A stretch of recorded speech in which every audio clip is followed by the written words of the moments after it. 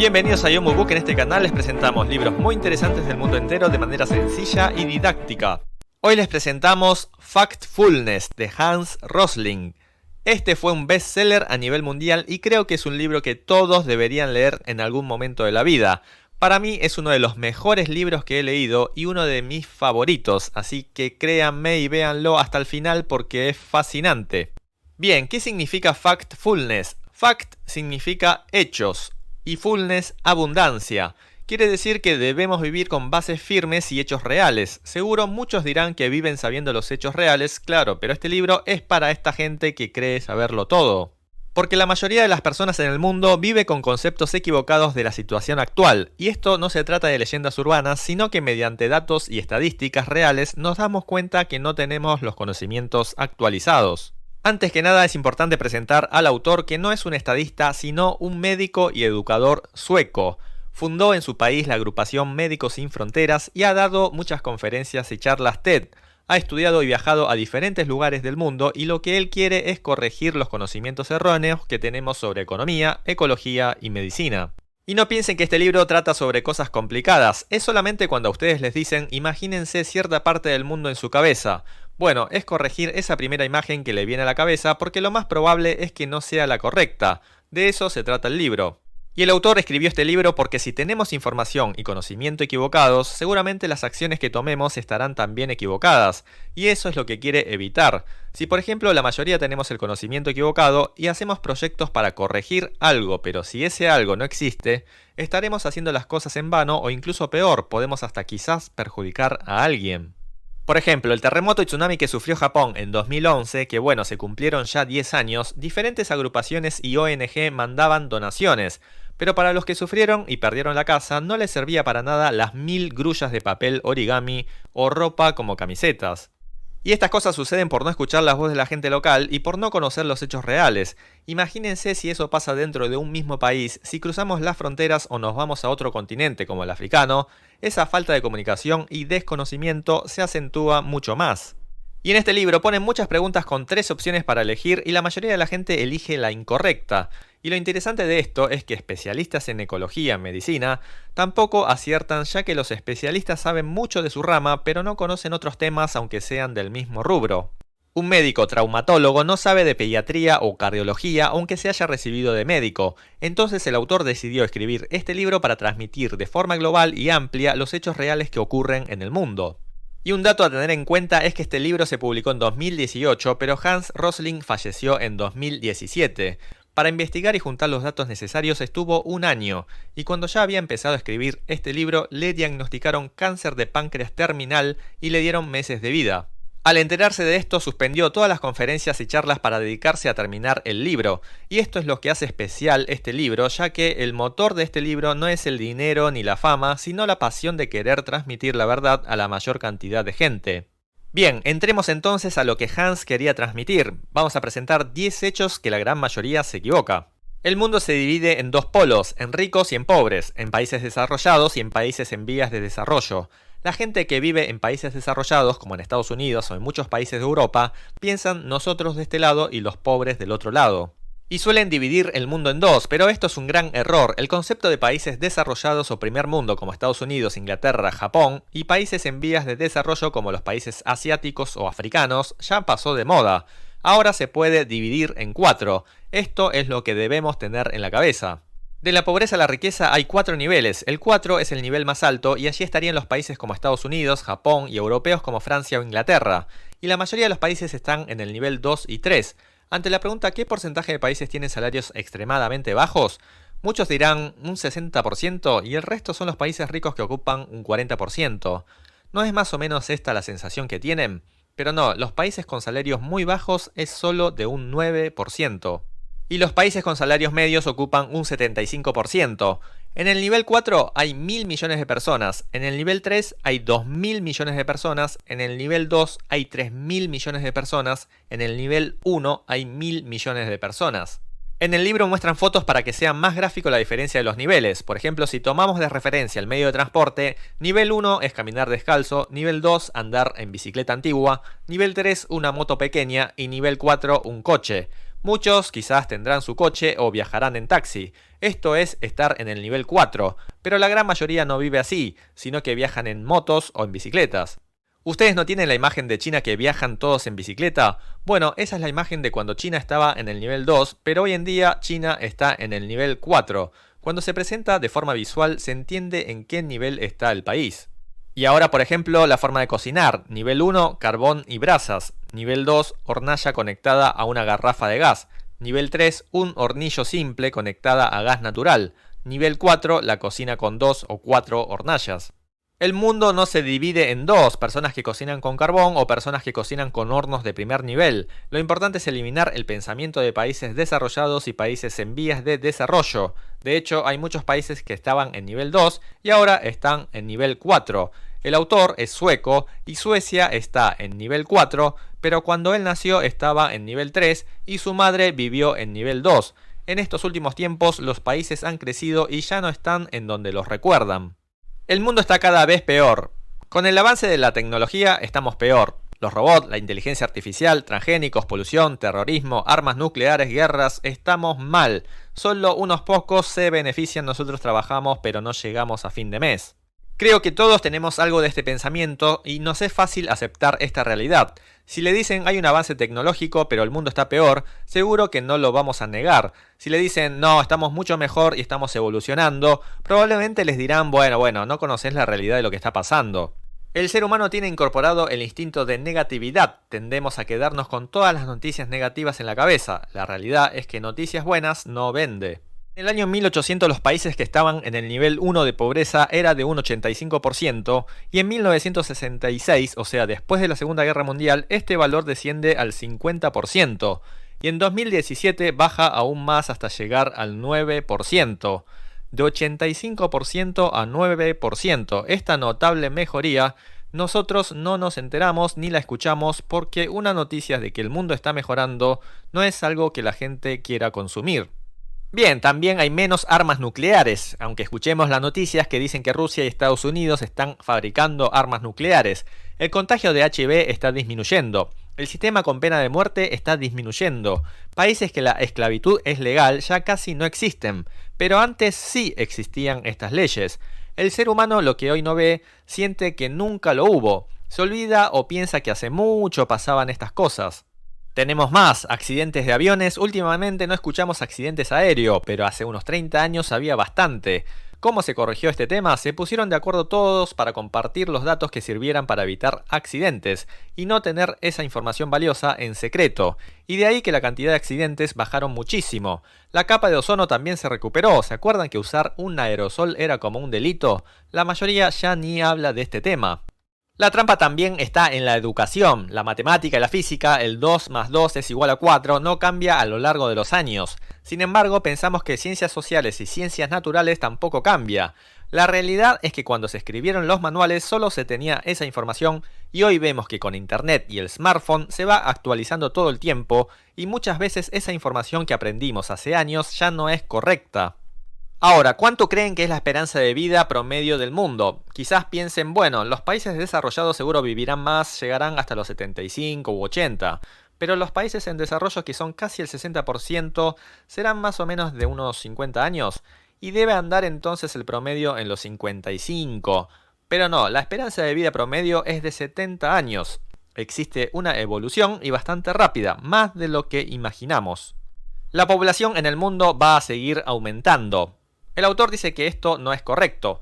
Muchos hemos visto el gráfico de que el mundo va a estar poblado, casi que no alcanzará la Tierra para que vivamos todos. Pero esto no es así. Hans afirma que hay un freno a este aumento de la población. Muchos investigadores han estudiado el tema y llegaron a la conclusión de que tener muchos hijos o no dependen de la cultura o la forma de pensar, sino que dependen en gran parte del nivel socioeconómico. En los países pobres se necesitan más personas que trabajen en la familia y entonces buscan tener más hijos. Y por otro lado no hay tanta educación sobre sexualidad y anticonceptivos. Y como última causa tienen más hijos porque muchos de ellos mueren. Y por estas causas en los lugares carenciados es usual ver familias numerosas. Pero cuando esto se corrija, la gente comienza a tener menos hijos. De hecho, en los países que salen de la pobreza decrece la natalidad. Bien, entonces, ¿qué va a pasar en el futuro? Ahora la población mundial es de 7.700 millones, va a aumentar a 10.000, 12.000 millones y se va a estabilizar en esos valores. Pero no va a haber un aumento exponencial como algunos imaginan. El ser humano cuando ve un gráfico con aumento exponencial tiende a pensar que este aumento seguirá por mucho tiempo y no va a cambiar. Pero los gráficos con el tiempo cambian y eso es lo que debemos saber. El temor de que las guerras y terrorismos están ya a un paso de que ocurran. Esto también es un error. En los países desarrollados del nivel 4 hay cada vez menos de estos acontecimientos. Lo que sí es real es que en ciertas partes del mundo, como Siria, estos problemas todavía existen. Pero es un error tener miedo de que en cualquier momento va a haber terrorismo en mi país. Por instinto animal nosotros sentimos miedo y temor y nos protegemos, pero esta capacidad a veces hace que interpretemos las cosas de manera equivocada. El libro dice que debemos adquirir este concepto. Terrorismo existe, sí, todavía hay en el mundo y por eso lo leemos en los periódicos, pero las víctimas son cada vez menos en los países del nivel 4, es decir que está mejorando. Que haya terrorismo todavía claro que está mal, pero también hay una tendencia de que haya menos cantidad de víctimas y haya una mejoría. Estos dos conceptos pueden convivir y esto es lo que debemos entender. Y esto me hizo acordar a un amigo que fue siempre muy machista y alguien me dijo una vez, tu amigo tiene actitudes y a veces tiene comentarios muy machistas, ¿no? Y yo le dije, mira, es cierto que mi amigo es machista, pero no sabes cómo era antes, era 100 veces peor y ahora yo veo una mejoría que ni te imaginás. Es decir, es posible que todavía exista lo malo, pero al mismo tiempo existir una mejoría en un mismo contexto. No es bueno estar criticando a mi amigo que está en el nivel 3 y decirle machista si sabemos que estuvo en el nivel 1 y mejoró muchísimo. La idea no es decir simplemente eso está mal, criticarlo, porque con esa actitud nadie sale favorecido. Las mujeres no tienen el acceso a la educación como los hombres. Este tema existe, pero también ha mejorado un montón. Se ha comprobado de que las mujeres de 30 años en el mundo actualmente tienen en promedio un año de atraso en el tiempo de educación comparado con el hombre. Algunos dirán debería ser igual el tiempo de educación entre hombre y mujer. ¿Por qué existe un año de diferencia? Eso es cierto, pero hace años los números eran mucho peor y hoy estamos muchísimo mejor. Además, existe la esperanza de que implementando los métodos de países que pudieron igualar el tiempo de estudio entre hombres y mujeres, en países que todavía las diferencias son amplias, es posible mejorar aún más. El ser humano cuando le ponen un número enfrente suyo le impacta y suele quedar choqueado. Por ejemplo, si ven un cartel que diga en el mundo mueren 4.200.000 bebés por año. Salvemos a los bebés. Habrán visto noticias o avisos de este estilo. La primera sensación que tenemos es qué terrible, qué pena y qué tristeza. ¿Qué está haciendo el gobierno? ¿Qué estamos haciendo nosotros los seres humanos? Pero el autor recomienda siempre hacer una comparación. Cuando le ponen un número alto sin ninguna referencia dice que tengamos cuidado. En el año 1950 morían 14.400.000 y en la actualidad 4.200.000 por año. Hay una realidad de que en estos últimos 50 años ha disminuido 10 millones de muertes de bebés por año. Si no nos enfocamos a cómo lograron disminuir tanto los números, caemos en la queja de qué está haciendo el gobierno. Alguien nos dice, este año he ganado $1 millón. ¡Wow! ¡Qué bien! Pero resulta que hasta el año pasado venía ganando 50 millones. Ah, ¿estás bien? ¿Te pasó algo? Si vemos un solo número sin otro número global para comparar, no podremos entender realmente lo que está pasando. Así es que tengamos cuidado porque esta técnica la usa mucho en publicidades y campañas del gobierno. La diferencia del nivel de vida de la gente se debe a la religión o a la cultura de ese país. Algunos pensarán, puede ser porque los creyentes de la religión tal tienen el mismo nivel de vida desde hace años, no pueden comer tales cosas, tienen que rezar no sé cuántas veces al día, se visten con una túnica así, y sí, tienen el mismo estilo de vida porque así es la religión o así es la cultura de ese país. ¿No tienen ustedes este concepto? Bueno, es un error porque estas cosas también dependen de los ingresos. Cuando existe mayor ingreso de dinero, sea en la misma religión o en la misma cultura, el estilo de vida cambia. Cuando el nivel de ingresos aumenta, hasta en los más ortodoxos comienzan a repartir y utilizar anticonceptivos por más que el acto sexual sea algo sagrado y sea para la concepción.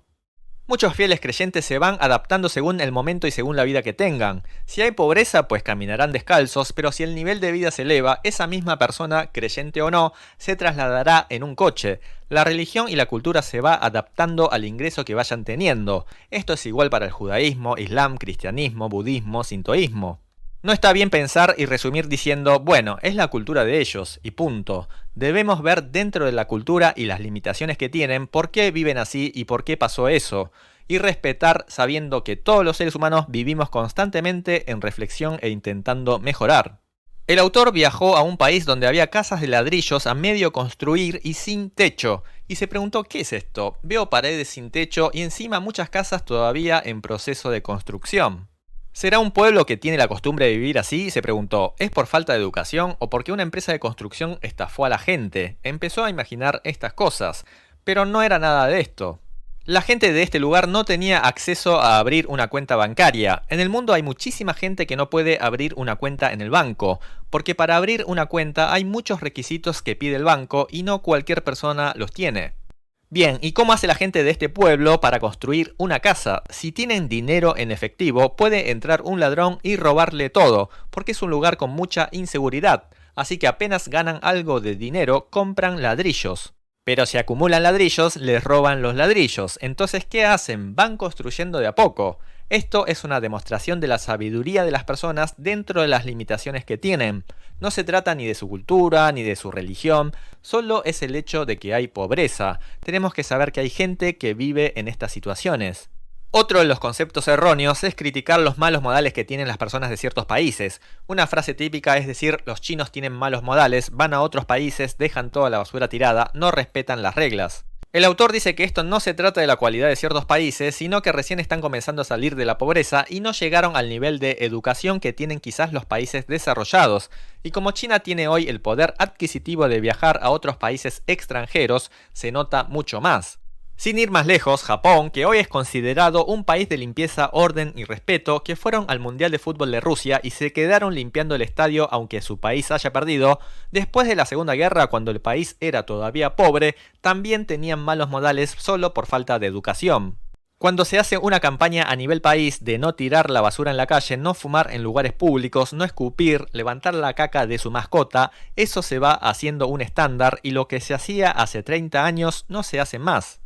Bueno, el autor es de Suecia, los países nórdicos de Escandinavia como Suecia, Dinamarca, Noruega, hace 1200 años eran vikingos. Háblame de buenos modales, hoy son el ejemplo de educación y orden, así que criticar a la gente por ser de un país o de otro no es justo, ya que estos malos modales están estrechamente relacionados a la pobreza y la falta de educación. Es bueno que tengamos esto en la cabeza. ¿El líder de la economía seguirá siendo Europa y Estados Unidos? Sí, históricamente desde la antigua Grecia, Roma, España y la Armada Invencible, luego Estados Unidos, claro, y seguirá así. Pero el autor dice que eso es un gran error. Asia y África van a estar a la altura de ellos. África. Asia te entiendo, China, Singapur, Japón, India, pero África.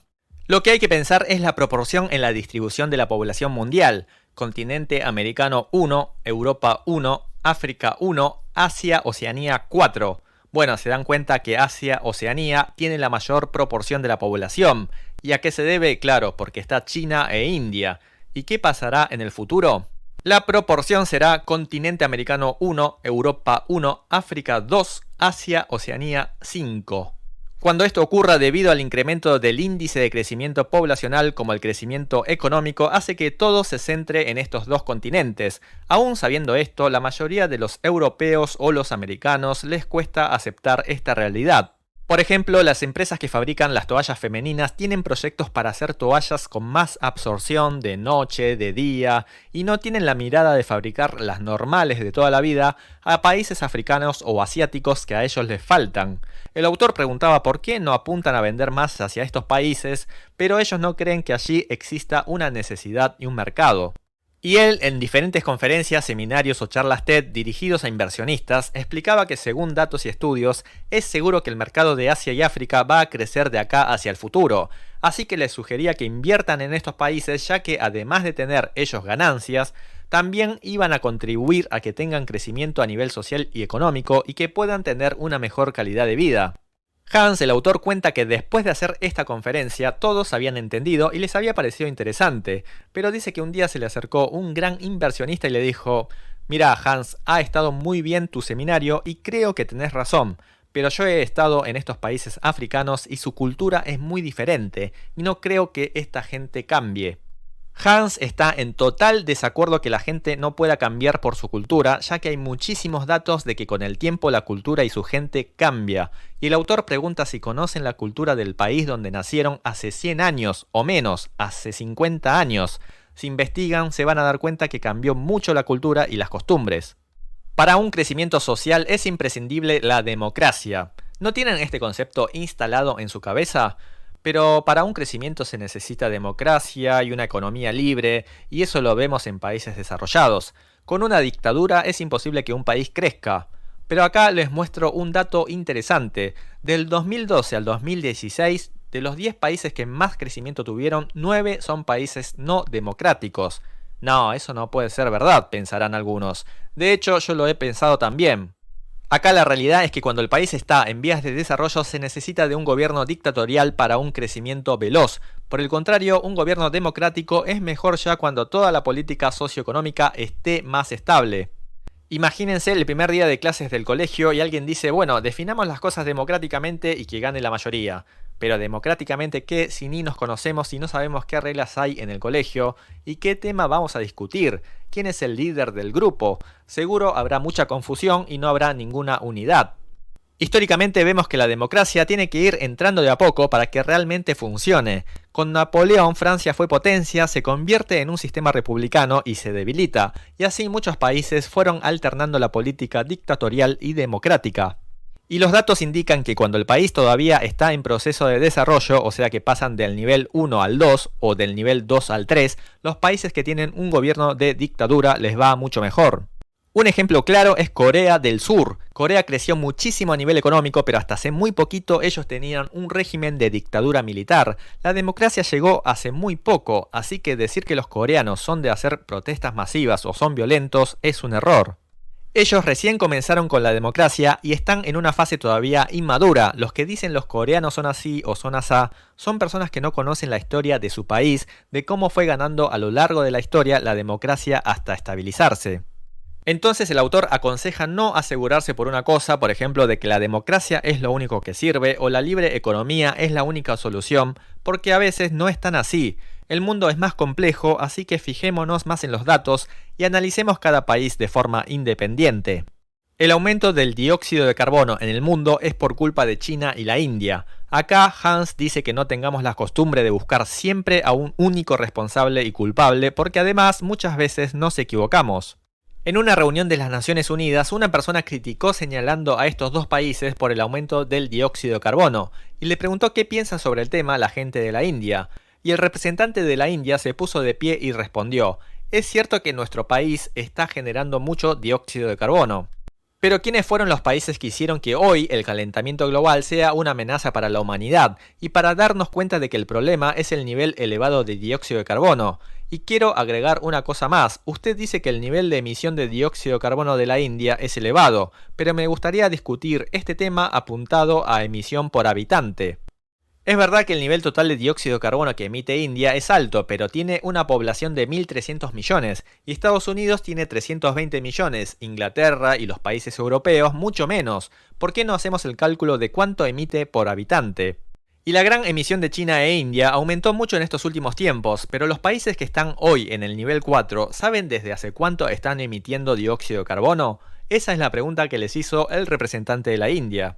Si se fijan hoy, dirán China e India quieren terminar con el planeta Tierra, pero estos dos países están en crecimiento económico, en la etapa de pasar del nivel 3 al 4, y además si comparan la emisión por cantidad de habitantes y se fijan en la historia de países que han venido emitiendo durante muchos años, no se podría echarles la culpa del calentamiento global a solo estos dos países. El ser humano tiende a buscar a un culpable para echarle la culpa de todo. Incluso en países con dictadura se le quiere echar la culpa de todos los problemas solo al dictador, pero en la mayoría de los casos los problemas a resolver son mucho más complejos, y si nos centramos en una sola causa, perderemos de vista a los problemas reales. A los problemas sociales debemos enfrentar con medidas inmediatas y drásticas. Esto es algo que se dice a menudo, pero Hans está en desacuerdo con este punto y pide no apresurarse. Él estuvo presente como médico cuando hubo una epidemia en un pueblo vecino. Y los números de contagios se elevaban exponencialmente también en el pueblo donde estaban, y estos comenzaron a pensar que los contagios venían del pueblo vecino y enseguida ordenaron cerrar las carreteras para que no ingresara más nadie. Este acto inmediato y drástico de cerrar la carretera trajo muchísimos problemas posteriores que ni se imaginan. El pueblo que tuvo la epidemia sintió que los habían aislado y trataron de escaparse. Como habían cerrado las carreteras, optaron ir por el río y luego encontraron muchísimos cadáveres flotando.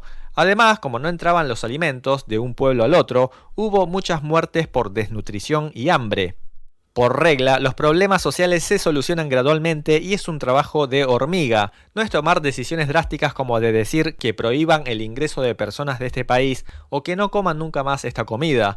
Se soluciona investigando uno por uno dónde se contagió, con quién estuvo y por qué se pudo haber contagiado. Y luego es buscar cuál es la mejor solución para este problema e ir probando. Si no actuamos de esta manera no habrá mejoría. Y porque se actuó de esta manera pudieron solucionar problemas como la capa de ozono, el HIV y los accidentes de aviones. Seguro si escucharon hasta acá les habrá cambiado un poco la forma de percibir las cosas. Bien, repasando un poco, el autor dice que el mundo no hay solamente ricos y pobres. No piensen negativamente que el mundo está empeorando cada vez más. No es que los datos que vemos hoy van a seguir con la misma velocidad en el futuro. Hay cuestiones que van a ir más lentos, así que no tengan miedo, no vean solo un número, comparen con otros datos del pasado. No categoricen a una raza o las personas de este país son todos así, porque todas las personas han cambiado y han mejorado con el correr de los tiempos. No encuentren solo una forma de solucionar las cosas, no busquen solo un culpable y no se apresuren que el mundo y la humanidad está yendo hacia una buena dirección. Esto es lo que este libro, o sea Hans, quiso transmitir. Es un libro muy inusual, ya que diciendo todo lo contrario se va a vender mucho más. Si ponen como título "La culpa es de ellos", este país está acabado, claro que más ventas va a tener. ¿No creen que la mayoría son libros que les imponen miedo, le echa la culpa a alguien, los hacen actuar rápido? Estos suelen ser bestseller, pero este libro no es para nada así, porque no tiene la intención de ser bestseller, solo transmitir los hechos reales. Pero el autor nos dice que debemos tener mucho cuidado y estar alerta en estas 5 cosas. En una pandemia mundial, el derrumbe financiero, guerras mundiales, el calentamiento global y la pobreza extrema. Estas cosas ya han pasado y hay probabilidad de que ocurran otra vez. Pero no es que debamos accionar de forma drástica, lo que necesitamos es pensar que la paz es importante, educar a los niños en las escuelas, que la gran mayoría de las personas pueda tener atención médica con un seguro accesible, que haya corriente eléctrica, agua potable, cloaca, educación sexual, que haya un acceso a un ahorro de dinero de forma segura, pero por sobre todo tener la humildad de pensar que puedo estar equivocado y tener curiosidad de querer aprender cosas nuevas. Considero personalmente que este libro es maravilloso porque se transmite la voluntad y el deseo del autor en cada palabra y en cada letra de simplemente llegar a la gente y no de vender más libros. En la nota final del libro escribe la hija quien la estuvo ayudando en terminar el libro, ya que su padre estaba con cáncer y le quedaban pocos meses de vida, y dice: "Este libro contiene mucho de lo que era mi padre. Él se preocupaba demasiado de lo que pasaba en el mundo, pero también disfrutaba mucho de su vida, y él mientras escribía este libro también disfrutaba de poder hacerlo. Se preocupaba por todos, pero no era pesimista. Este mundo es maravilloso", decía. Y creo que este es el mensaje de mi padre y estoy contenta de que se haya publicado este libro. Luego de este mensaje de la hija viene la nota final del autor, de Hans. Generalmente los libros terminan agradeciendo a 2 o 3 personas, a su gran maestro, al editor y colaboradores. Creo que esto lo habrán visto, pero este libro agradece, sí, a los de la editorial, a la familia y a los que colaboraron. Pero luego dice también agradezco y aparecen cientos de nombres, casi 4 páginas de nombres que nadie conoce. Ahí uno se da cuenta que este no es un libro de negocios ni un testamento, es una carta de amor a la familia, a los colaboradores y también a toda la gente que trabaja día y noche, a los héroes que se esfuerzan para mejorar el mundo que vivimos, pero no salen en las noticias ni son famosos, y a ellos está dedicado este libro y el agradecimiento. Muy bien, y acá terminamos. ¿Qué les ha parecido? A mí me ha emocionado y me ha dado esperanzas de que en medio de tantas noticias negativas haya personas como Hans que quieran mostrar la verdad y dirigir la humanidad hacia una dirección correcta. Espero les haya gustado y nos vemos en la próxima.